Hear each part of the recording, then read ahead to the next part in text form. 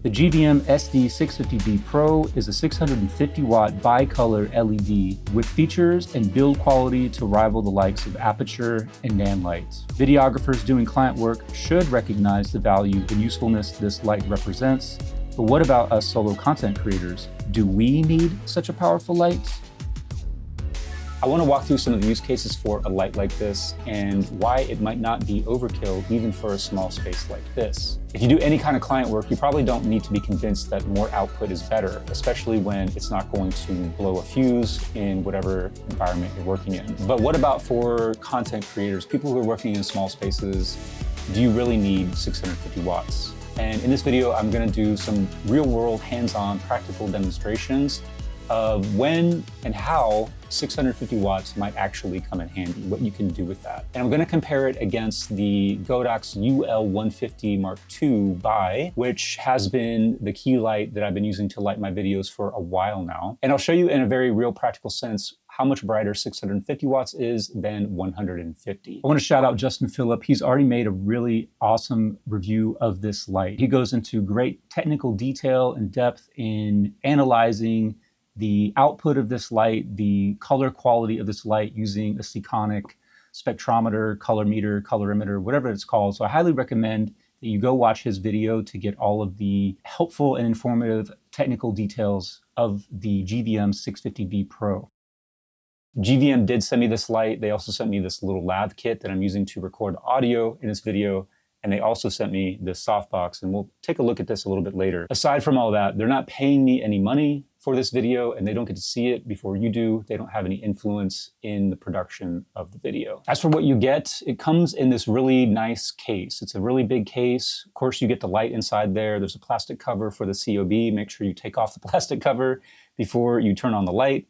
You get this big ballast or controller or power box or whatever you want to call it. It comes with a reflector dish, which will drastically increase the output of the light as well as keep it a little bit more focused, a little bit narrower of a beam. You get the mounting clamp for the ballast so you can attach it to a stand. And of course it comes with the requisite cables. To bust out a well-worn cliche, the light is built like a tank. It's all aluminum. It's extremely heavy. I think it's around 14 pounds. It's very premium feeling. The tightening clamp to adjust the angle of it is probably the best one I've ever seen or felt on a light. And aside from the ones I have here from Godox, I've used a lot of the professional Lightstorm lights from Aperture and also some from Nanlite. And this definitely ranks up there with the best of them. The ballast is plastic, but it's very robust, very rugged feeling. It has a metal, like it's not a hanging hook. I guess you could use this metal to hang it from, but it's kind of more like a handle. The dials, knobs, buttons, everything that you interact with on this light feels very solid, very chunky. Very durable. All of the cables are locking cables and they're very thick, so they should be able to withstand a lot of abuse, people stepping on them, although you definitely want to avoid that, but it's probably going to happen if you take this light on sets. It's all overbuilt, so that's good. Speaking of the weight, there's something you're going to have to contend with, and you definitely don't want to try to put this on some cheesy little plastic light stand that you bought off Amazon or something like that. Definitely consider a C-stand at a minimum, although even that's a little bit tipsy considering how tall they are and how heavy this light is.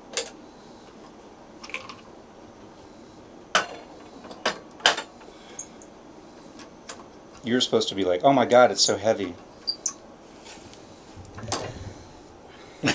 You don't have to do it. I wanted your honest reactions. Especially if you're going to add a softbox to it, you're definitely going to want to sandbag that C-stand. But if you at all have space or the budget, think about getting some kind of combo stand. Look up Matthews combo stand and you'll see what I mean. But that's really the kind of stand that you should be looking at for a light like this, just for security and safety. Really quickly, I wanted to just touch on the softbox real quick. And I don't know what the name of this is because it just says GVM, great video maker on it.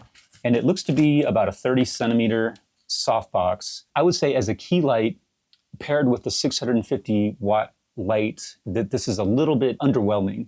You probably want to pair a light like this with a much bigger piece of diffusion if you're using it as a key light. But that's not to say that this combo is completely ridiculous, because I was able to use this to do product shots, product B-roll, and it's actually pretty good for my space because I have a really small space with narrow slanting ceiling, so there's really not a whole lot of room to have big modifiers in this room, which is why I'm typically bouncing the light off of the wall and off of the ceiling. But to do product B-roll where you want to control the spill of the light, having a softbox is really good for that. And this one also comes with a honeycomb grid, which I don't have in place here, but that further keeps the light, narrowly focused, but it also reduces the output of the light. So this has 2 layers of diffusion in it, and then when you add on that grid, really cuts into the output. That's another reason why you might need a 650 watt light if you're using something like a macro lens, because you might need to stop down a macro lens so that the depth of field isn't so narrow. Despite its small size, this softbox is easily the best built and best designed softbox that I have personally used, because so really any softbox in the last few years should be a quick setup softbox. So gone are the days, thankfully, when you had to actually insert each rod individually into the ring and then thread it through the fabric of the softbox. It was a total nightmare. So you don't have to do that anymore. You just pull out all of the rods and they click into place. And then when you're done, you just press in the tabs and it collapses. And this is the easiest one that I've used yet. So a lot of times to break down the softbox, to press in the tabs can be really difficult, to the point where it might hurt your thumbs and hurt your hands. I've actually resorted to making sure that I have a rubber mallet on hand anytime I need to break down some of the other softboxes that I have, just so I can smash in those little tabs and break the softbox down. So this one is the best one. And they've even gone so far as to sew in the fabric all the way into the ring. Typically the softbox, the fabric actually ends several centimeters, or actually several inches away from that ring. And you usually would just have to kind of fold over and Velcro that last little bit in to keep the light from spilling out of the back of the softbox, but you don't have to do that. So that's nice. However, it does mean that actually grabbing onto that ring to fit the softbox onto the Bowens mount, onto the light, and getting it off is a little bit trickier, just because you don't have as much room to put your fingers in. You need a huge modifier to light up a little product on a surface. So that's one benefit. The other benefit is I have these crazy slanted ceilings, so I don't have room for really a bigger modifier. I also, don't want the light to spill on this wall so much, but there's really nothing I can do about that. Ideally, I would want to move this whole surface away from the wall, but I just don't have room. So anyway, talking about output, the reason you might want a lot of output, because a lot of people who shoot B-roll, they're going to have a really low, they're going to have a wide open f-stop, to get that shallow depth of field, of course. But if you're working with a macro lens, having a shallow depth of field can be too much, because you can actually see the depth of field is so narrow on a macro lens that it almost looks like there's a problem with the lens, because there's literally a slice of focus that you can just kind of see it. So what you should probably do to combat that is, stop it down, so that you don't have such a narrow depth of field. So, I don't know what that means. It could be 5.6. So in order to get an exposure here at 5.6, I'm going to increase the output. Still reading, yeah. So this is still way underexposed. I'm at 24 frames per second, shutter's 1/50, ISO's at 640. And at 5.6, I'm still really right here. If I point the camera here at the base of this stand, the meter is reading 0. So right here, I'm at -0.3. Right here, I'm at 0. So just to give you an idea, if you're shooting with a lens that you need to stop down, you're gonna need a lot of output. So I'm at a f7.1 now, and my output is at 100%. So if we took the grid off, maybe we would get more output, but then we're gonna increase. Let me just take the grid off and see what that does. And I'll show you how much more. So that's a ton more output, but also we're just blasting the light back on to the surface. But according to my lens, or my camera, it's still at f7.1. Now that's an even exposure. So really it takes a lot of output to do something like this. So there's another example of why you might need a 650 watt light for a small studio. I don't have a colorimeter or color meter, any way to really measure the output of a light. So what I've done instead is set up a shot, and we're going to keep the settings of the camera consistent. So there's going to be a consistent ISO and a consistent shutter speed, but we're going to increase the aperture and the light output so that we have a consistent exposure. So I'm going to use this gray card to get a 44 IRE exposure on this gray card in the same spot every time, and just see how much we can stop the lens down and still get an exposure at 44 IRE on this gray card. So now it's set at 1.8 f1.8, ISO 800, shutter 1/50, and we're going to try to get an exposure for middle gray. And middle gray is being set at, or monitored at 44 IRE. So there we go. Right now, the light is set to 0.9%. 0.9% at f1.8 is going to get us a middle gray exposure. Oh, and just to clarify, there's no other light on. Obviously, there's some light coming through the window, but the blinds are drawn, so it's pretty dark in here otherwise. And just to show you that, with the SD650 Pro, I was able to get all the way down to an f16 and still get pretty close to that 44 IRE exposure on the gray card. I think it might have been a little bit underexposed. In comparison to the Godox UL150 Mark II buy, I was able to almost get to an f8. So that f8 was definitely a little bit underexposed. So you might be thinking, you know, f8 versus f16, big deal. That's literally 4 times the output. Every full f-stop represents either half the amount of light as the previous f-stop or twice the amount of light as the previous f-stop, depending on if you're going open or closed, essentially. So f8 versus f16 is 4 times less light getting into the sensor, which obviously requires 4 times as much light to get the same exposure. Now you might be thinking, well, I never really want to shoot my interior scenes at f16 or even f8 for that matter. And of course, you'd probably be right. So I have another more practical demonstration of when a lot of output might be useful. So I want to be able to expose for this window at around 90 IRE. And the reason for that is I don't want anything in the scene to be at that clipping point. There's really nothing here that should be kind of like a specular highlight. We don't have any light bulbs or anything, headlights, etc., that would be super, super bright. So I've set the maximum brightness that anything in this scene can be essentially to 90 IRE. And then I want to set my exposure in camera to middle gray. So I'm going to use this gray card, set the zebras in camera to about 44 IRE, and then get an exposure. I want to be able to do those things, but also have shallow depth of field. So I've set my aperture to f2. And in order to expose my window at 90 IRE at f2, I've got to throw about 3.5 stops of ND on the lens. And then to get 44 IRE on this gray card, I ended up having to set the light to 30%. That still leaves me with 70% of the light's output as headroom. It's a little bit overcast outside, so it definitely could be brighter, and we might have to set, you know, more ND and then raise this exposure. So the test that I did is in that very same situation that we're in now, but there was more light coming through that window. All right, we're just about there. If the card is right here, we got it, but this is maxed out. So we're at 100% brightness. The Godox UL150 buy looks a little dark, although I'm not sure. It's hard to see on the screen, but it's maxed out. Whereas on the GVM, we were down at 27% brightness. So if you wanted to do something similar, if we had any more brightness, I guess, any more sun coming through here brighter, we'd really be pushing it with the Godox, or really any 150 watt light.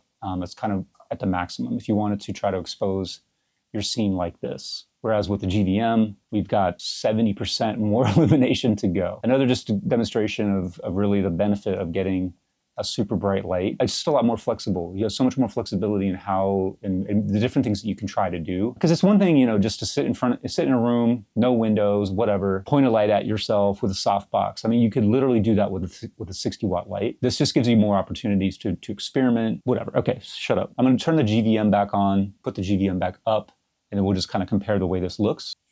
And here we go, this is the GVM. Again, for reference, 27.1%. versus 100% on the 150, the UL150 buy. All the brightness tests and comparisons that I did in this video were without the reflector dish. So this is the bare bulb. The reflector dish is going to add a ton of brightness to the light, but it's also going to make it a little bit narrower and a lot spottier, which isn't bad or good, it's just different. So I like to test the light without the reflector dish because a lot of the times I'm not going to use the reflector dish because I want like a bigger source of light. Next I want to test is the white balance or the Kelvin range of this light. So this goes from 2700 Kelvin all the way up to 6800 Kelvin. A couple things I wanted to test out. One, does the output of the light in terms of Kelvin match up with the white balance of the camera? And that's not to say if they don't match that the light is inaccurate, because who knows if the Sony camera is accurate in how it's reading Kelvin. The more important takeaway from that in a practical sense is just to say, don't trust that if you put the light at 5600 Kelvin and you set your camera's white balance to 5600 Kelvin, that they're going to match perfectly. It's always a good idea to white balance using a neutral source, whether that's a gray or white card or a piece of paper or something like that. That's going to give you the most accurate white balance. More importantly, I wanted to compare the skin tone rendition of the light across different color temperatures. Typically with these LED lights, and this is something that you can refer back to Justin Phillips' really excellent video where he is able to really measure the color output, the entire like gamma range. Is gamma the right word? The entire spectrum of colors that this light is able to output. But what's typical of LED lights, and this one is no exception, is that they're not very accurate in comparison to, say, a tungsten light. They don't do a very good job of representing color spectrum on the warm end, so like tungsten to sort of like candlelight, so 3200 and below. And they do a much better job around daylight. And then as you get into the cooler range, up to like 6800 Kelvin, they're pretty good, but they have some definite like big blue spikes there. That's all true of this light, so refer to his video and you can see very accurate numbers. But I wanted to just sort of compare at 5600, 6800, 4500, which is around a fluorescent tube, 3200, which is around tungsten, and then finally 2700, which is as low as the light goes. And talking about those skin tones, I am obviously not Roger Deakins, so to listen to him wax poetic about the virtues of tungsten fixtures on skin tones is one thing, and I'm sure he's 100% right in that. But we're not making Hollywood movies here, we're just making YouTube videos and maybe promo videos for local businesses, whatever.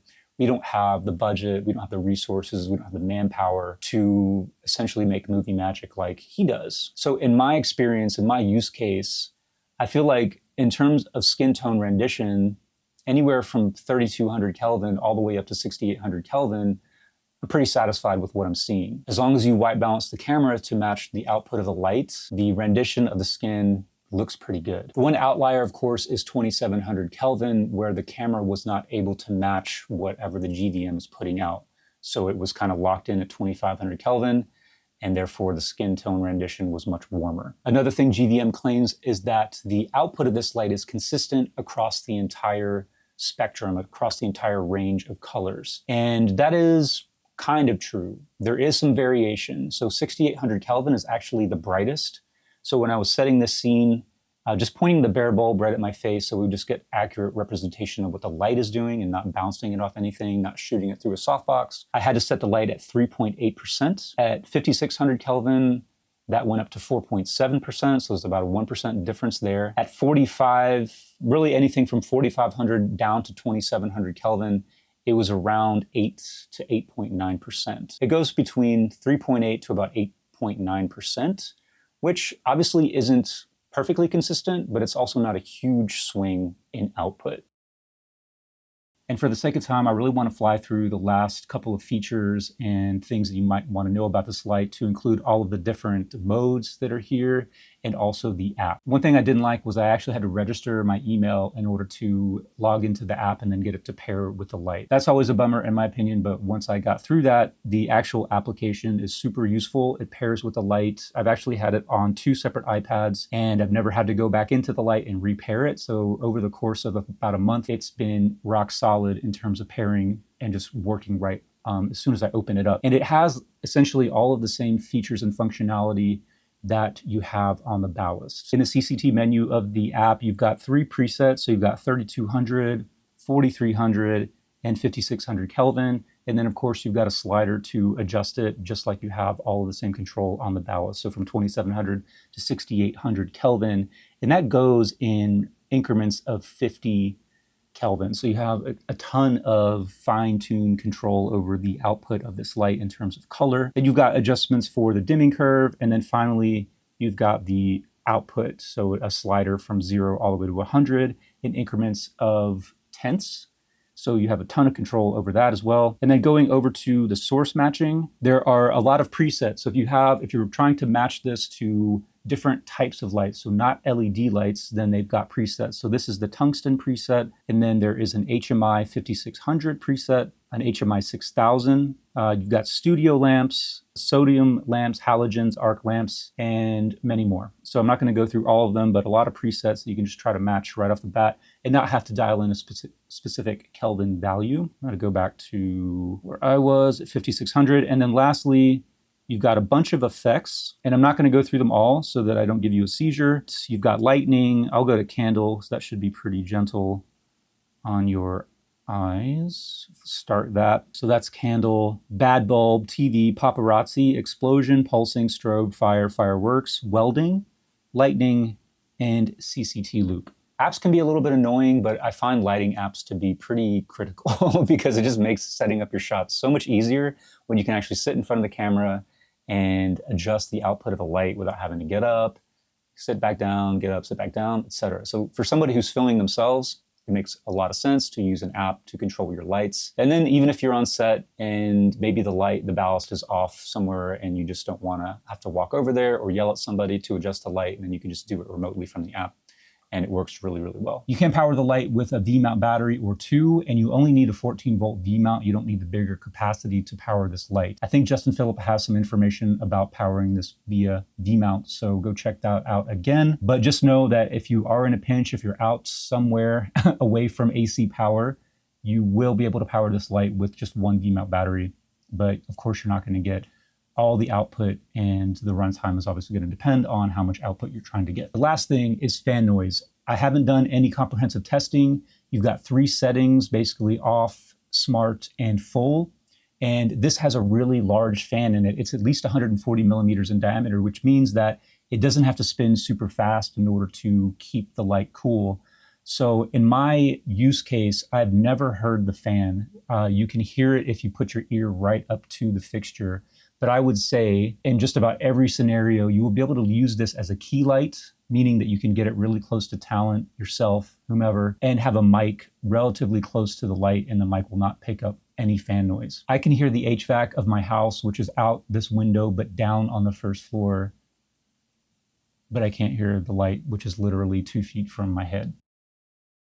Conclusion time. So is this light worth it? I think it is. I hopefully have demonstrated some real world scenarios where having a ton of output is actually useful, even if you don't think that you need a ton of output. $1,000 is a lot to spend on anything, especially when you've got cameras and lenses and audio gear, tripods, all that kind of stuff. It all adds up. $1,000 is a pretty tough pill to swallow for lighting. But really, the thing that is going to improve the results of your videos exponentially is lighting. That's not to say that you need a 650 watt light. I obviously didn't have one until they sent me one, and I've been using essentially 150 watt lights as my biggest key lights or biggest light sources up until now for my own use. For something like this, for YouTube, for a small studio, you obviously don't need 650 watts, but it can give you a lot of leeway, a lot of flexibility, and can allow you to do things that you just can't do without all that output. I think that's everything. If there's anything I didn't cover, or if you have any other questions, comments, or concerns, you know where they go. As always, I appreciate you watching the video. Maybe check out some of the other videos on lighting that I have on my channel that are floating around my face. Appreciate you watching. See you later. Are you gonna murder me? Yeah.